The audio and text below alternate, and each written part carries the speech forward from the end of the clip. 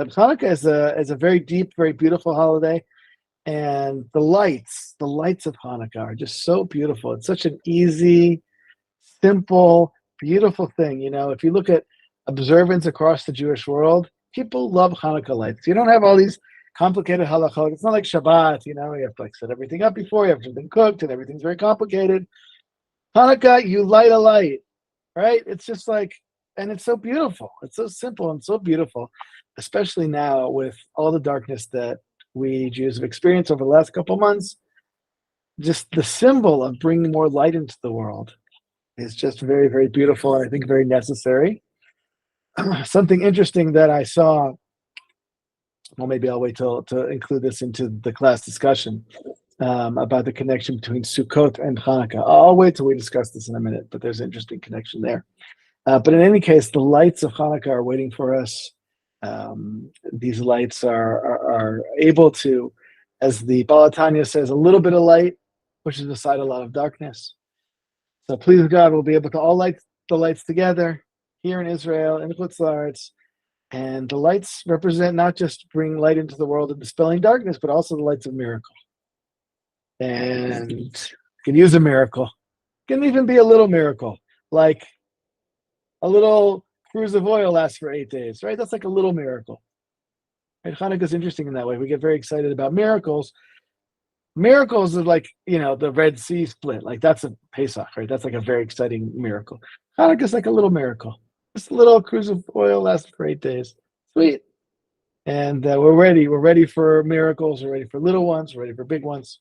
We'll take them any shape and size. Okay, on that note, I want to share a text with everybody. We'll go behind the curtain here.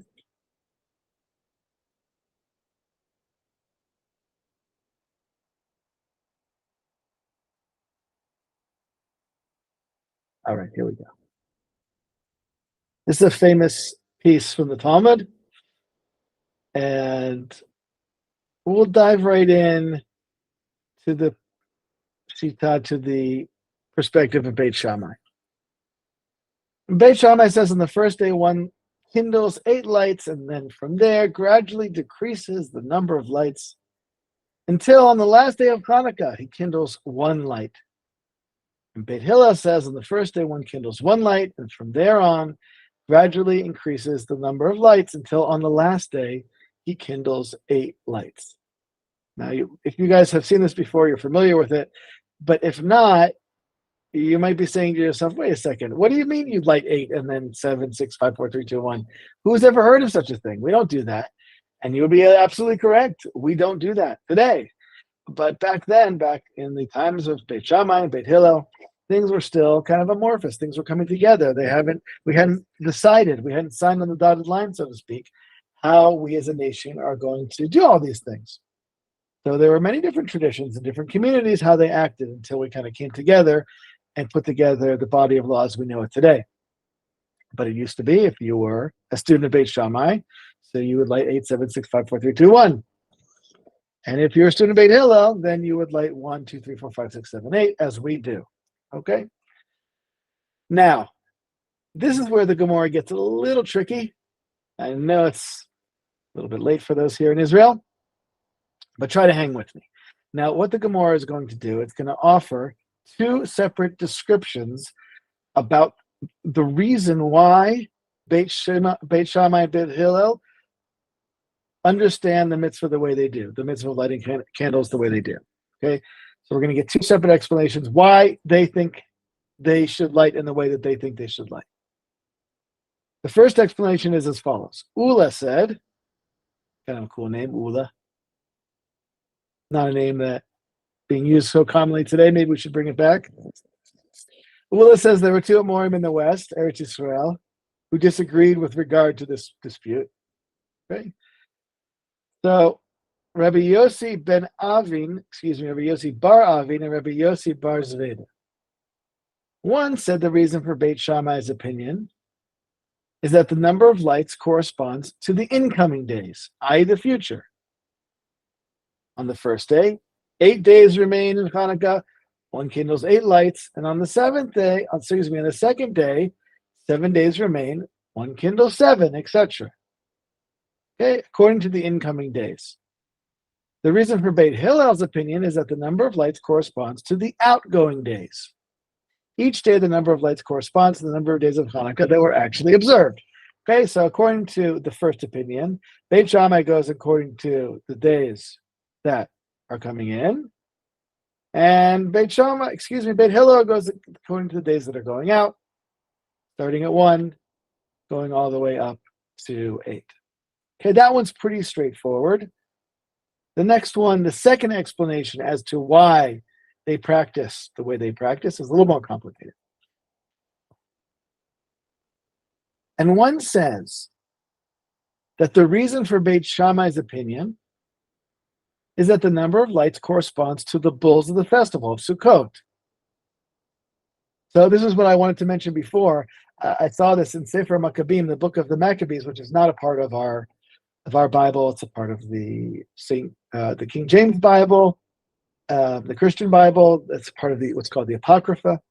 So but it's interesting. It's really interesting to read it because it tells the story of at least the military battles and some of the history. So in the book of Maccabees, it says that the reason that they celebrated 8 days of Hanukkah was not because of the 8 days of the miracle, but rather because it was a makeup for Sukkot. In other words, during Sukkot, they weren't able to celebrate because the temple was tamei, it was impure, they were sacrificing impure animals there. The whole thing was not available to them. So now that they have the temple back and that they've made everything pure and they've reconsecrated it, right? They've done the Hanukkah Bayit. So everything's new and ready to go. So now they said, hey, let's do Sukkot. We missed it. And I thought this is very strange because I said to one of my kids, this is really weird. Like, we're going to make up a holiday. Have you heard of such a thing? I think it was my son, David. And he said very wisely, we have Pesach Sheni. Maybe we do have a paradigm for a make-up holiday. I said, that's very good. But it still seems strange. But anyway, that's one just side point as a connection between Sukkot and Hanukkah. There are other connections as well. Okay, back to the text here. And one said that the reason for Beit Shammai's opinion is the number of lights corresponds to the bulls of the festival, Sukkot. 13 were sacrificed on the first day, and each succeeding day, 1 day fewer were sacrificed. The reason for Beit Hillel's opinion is that the number of lights is based on the principle one elevates to a higher level in matters of sanctity, and one does not downgrade. Ma'alim b'kedusha ve'ein moridim. We always go up with sanctity, we never go down. Right? The Gemara Megillah gives some interesting examples about this. If you happen to own a Sefer Torah, I don't know if anyone does, but if you do, you can't sell it and buy a pair of Nike Air Jordans. This doesn't work that way. Whatever the item is, depending on its kind of level of kedusha, of sanctity, you can't go down in it. You can only use that money to buy things that have equal or more sanctity. Okay, that's an interesting discussion. But since we're talking about sanctity, about lighting, so Beit Hillel says, we never go down. In anything with sanctity, with kedusha, we always rise, we always go up, we always add, and we never take away. Okay, so those are the two different explanations of Beit Shammai and Beit Hillel. Beit Shammai starting at 8 and going down to 1 through the holiday, and Beit Hillel, as we mentioned, starting at 1 and going up to 8. Okay, those are those two explanations. Now the Gemara continues here. Rabbi Bar Chana said, that Rabbi Yochanan said, there were 2 elders in Sidon, and one of them acted in accordance with the opinion of Beit Shammai, and one of them acted in accordance with the opinion of Beit Hillel. Right, as I mentioned before these laws were concretized, different communities had different customs. Each provided a reason for his actions. One gave a reason for his actions, the number of lights correspond to the bulls of the festival. And one gave a reason for his actions, the number of lights is based on the principle, one elevates to a higher level in matters of sanctity, and one does not downgrade. In other words, Ma'alim b'kedusha ve'ein moridim, we always go up and we never go down, says Beit Hillel. Okay, so that's the piece of Talmud. A little bit tricky. Hopefully you guys are with me. If there is a need to clarify the piece as we go forward, please let me know. Please feel free to break in to clarify that so that you won't, if you don't understand something here, that's going to be hard to understand the Perushim, the explanations and the commentaries on it. Okay, so if you have a question, please feel free to break in. That is the Gemara. Now we're going to go on to the one and only Maharal of Prague.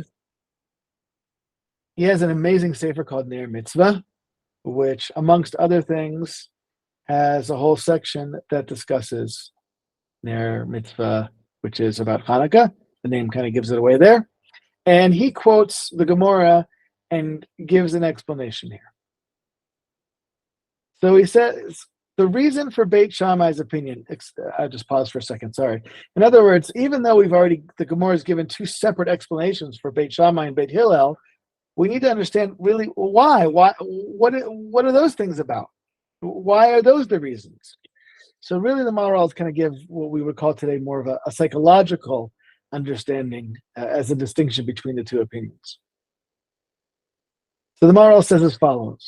The reason for Beit Shammai's opinion, i.e. that the number of lights corresponds to the incoming days, right? It's starting at 8 going down, is that when you count according to the incoming days, the initial moment is the start of the entire matter. And therefore it holds greater significance. It's as if all the later days are contained in potential in that first moment. Therefore, it is appropriate to light the candles on the first day, which corresponds to the incoming days.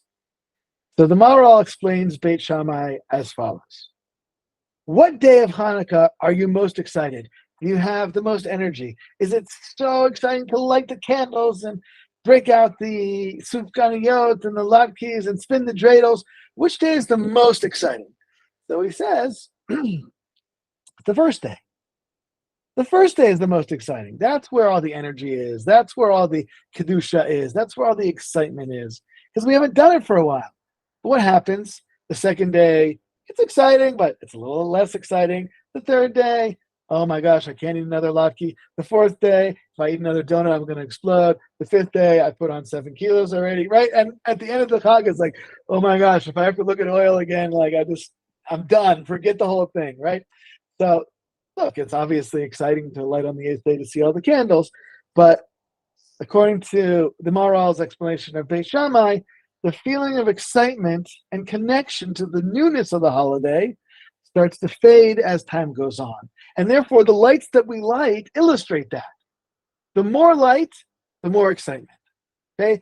For Beit Shammai, the last night has the least amount of light because inside of ourselves, we're feeling the least amount of excitement and energy around. Okay. Now, Maharal is going to give an interesting explanation for Beit Hillel's perspective. It says, according to the opinion that we light corresponding to the outgoing days, Beit Hillel, we start small and we finish big, since we always increase and never decrease sanctity. Sanctity, Kedusha, is an exalted level, and one cannot reach that level initially. One must climb one level to the next till they reach the top. The nature of the human is to grow incrementally and reach the highest levels only at the end. So the Maharal explains Beit Hillel as follows. Very nice, Beit Shammai, that the human condition is that we're most excited in the first day, and then that wanes. But let me tell you another insight into the human condition. We are human, that's what one of my rabbis say. One of my rabbis, Rabbi David Aaron, said this. I love this. He said, we are not human beings, we are human becomings. We grow. We have the opportunity each and every day to be a little bit better, a little bit smarter, a little bit stronger, a little bit wiser than we were the previous day. And that's the way life works, and that's the way the human being works. So if we want to reach a very high spiritual level, it's not like we just get catapulted to the top, right? There's no excitement in climbing Mount Everest if you get dropped off in a helicopter at the top. I mean, the view is probably very nice, but the most important thing is the climb, the step, each step that one makes as they climb the ladder of Kedusha. That's where the importance is, and that's where the Kedusha is, and that's where we grow. So according to Beit Hillel, True, maybe the first day is the most exalted and exciting day. However, what happens through the holiday of Hanukkah is the light penetrates us a little bit deeper. The Kedusha of the lights grows inside of us, and we grow throughout the holiday. So the person that we are on the first day is not the same as the person we are on the last day. We're a much deeper, wiser, hopefully more connected person as we go through the 8 days of Hanukkah. And the peak of that is the 8th day, where we light all those lights, where the light is the brightest on the outside and hopefully on the inside as well. So that's the Maharal's explanation for Beit Hillel and Beit Shammai. Two interesting explanations about the human condition. Okay, let's see a little bit more. This is a book called the Kutei Halachot, written by Rabbi Yonatan. Rabbi Yonatan is Rabbi Nachman of Breslov's main student, and the one who was by his side, writing down all of his Torahs and being mashamish, as we say, really learning from him, not only his teachings, but also who he was as a person. And he wrote his magnum opus is called the Kutei Halachot. It's an amazing work according to the Shulchan Aruch, but it doesn't just include, it's not just a legalistic work, it includes a lot of very deep and very beautiful spiritual teachings as well that go beyond the halacha. Nevertheless, he does mention the sugya, the Gemara that we have here. So let's see this. The ruling of Beit Shammai is consistent with Shammai's personality and perspective. Chazal said that Shammai was strict and exacting, and therefore would distance potential converts, even pushing them away with a builder's ruler. Some of us learned this together, I think, this piece about Hillel and Shammai. It's not the famous one where Hillel accepts Gerim, accepts converts. Shammai is much more strict about it. So Rabbi Yonatan says that really is the personality of Shammai. But Hillel, due to his greater humility and gentleness, would compassionately draw them near to Hashem, despite their inherent unsuitability. Even if they would suggest strange and absurd things, such as they teach the entire Torah while standing on foot, he would not push them away. Rather, through his wisdom and wondrous humility, he would draw them near. So Beit Shammai, very strict, pushing away unless they fit the mold, unless they measure up to his builder's ruler. Okay, they have to measure up. According to Hillel, he's much more lenient and he's much more humble, says Rabbi Yonatan, and he would not push them away and allow them to come near. How does their character relate to what we're talking about here, about why they light either 8, 7, 6, 5, 4, 3, 2, 1 as Shammai did, or 1, 2, 3, 4, 5, 6, 7, 8 as Hillel does, like we do? So he says, now the truth is that Beit Shammai and Beit Hillel both agree that we ought to add and increase the light with each succeeding day. For certainly this would be appropriate reflection of the nature of the miracle during the days of Hanukkah, when the candle remained lit, a light that should have lasted for only 1 day burnt for 8 days. With each subsequent day, the miracle is certainly greater and more wondrous. And so, without question, we need to mark this with even greater light by kindling more lights on each succeeding day. So, unlike the Maharal, Rabbi Yonatan says, well, both of them technically agree that the right way to light is 1, 2, 3, 4, 5, 6, 7, 8, and not 8, 7, 6, 5, 4, 3, 2, 1. Really, Shammai does agree. However, there's a technical issue, and that's why Shammai changes his perspective. So, what is that technical issue? Why doesn't Shammai, if he agrees that the right way to do it is 1, 2, 3, 4, 5, 6, 7, 8, because each day was a greater miracle than the day before, because wow, the oil's still burning, like on day 3, it's cool. Day 4, it's even better. 5, 6, 7, 8, and 8, it's like incredible. Okay, so both agree, but then, so what's the technical issue that Shammai says we have to do it differently?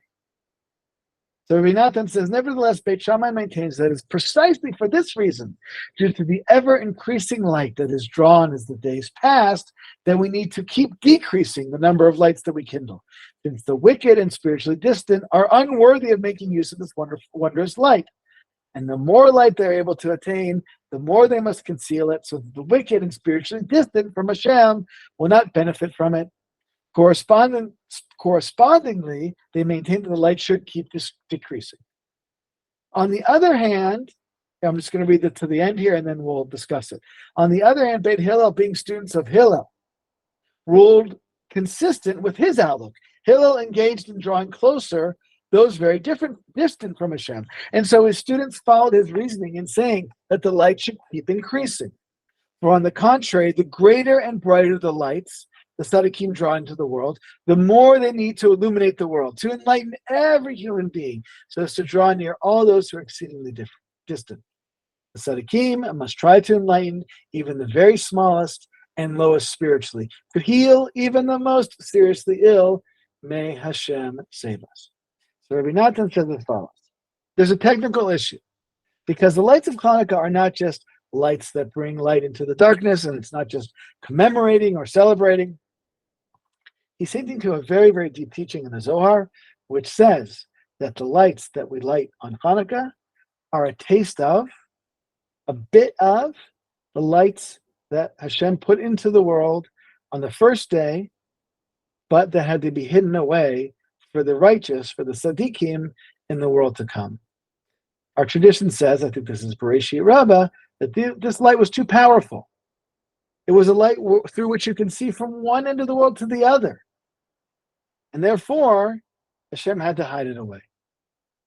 But on Hanukkah, the candles that we light is a little taste, a little something of that light that was hidden away for the righteous in the time to come.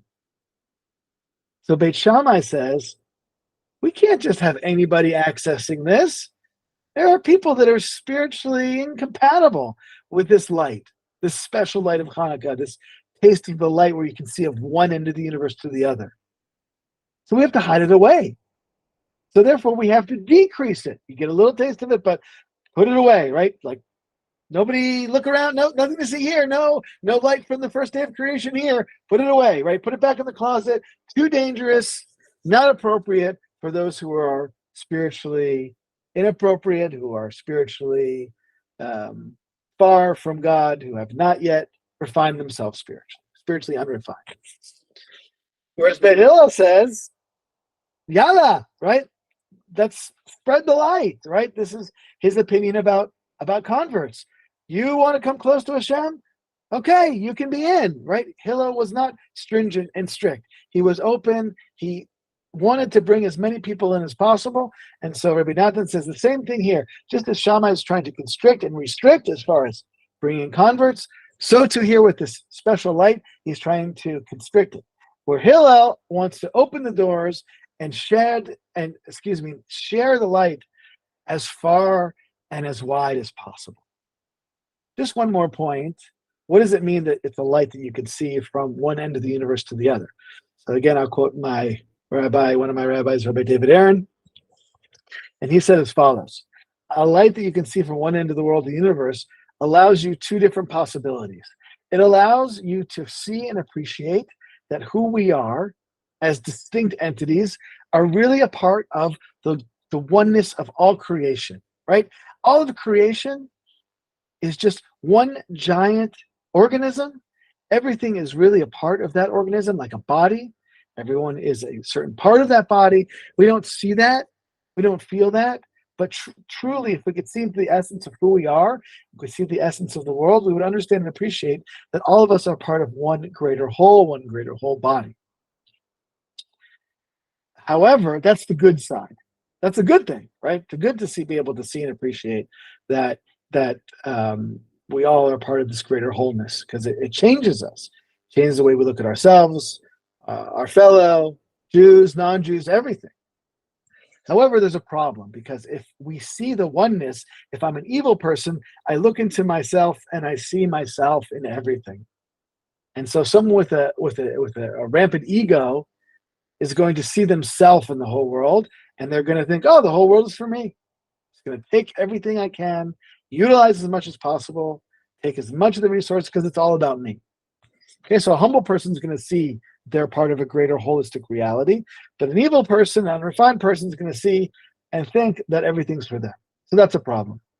So Beit Shammai says, hide that away, put it in the closet, right? That's not good.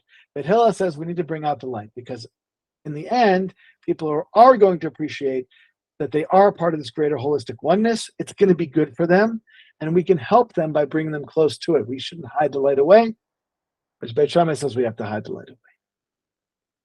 Those are the two different explanations that I wanted to share with you tonight from the Maharal, a more kind of internal explanation, and Rabbi Yonatan as well. I hope everybody enjoyed. Hope everybody found this to warm up your neshama for Hanukkah. And I just want to wish us all and bless us all that when we light those lights, because we do light 1, 2, 3, 4, 5, 6, 7, 8, right?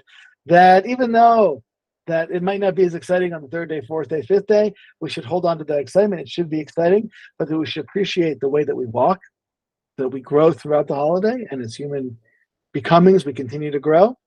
And also, we have the opportunity and ability to see something in the light of Hanukkah, to see something in ourselves, in the world in the light of Hanukkah. It can illuminate who we are and illuminate the world around us and be able to see something deeper that we're not normally able to see.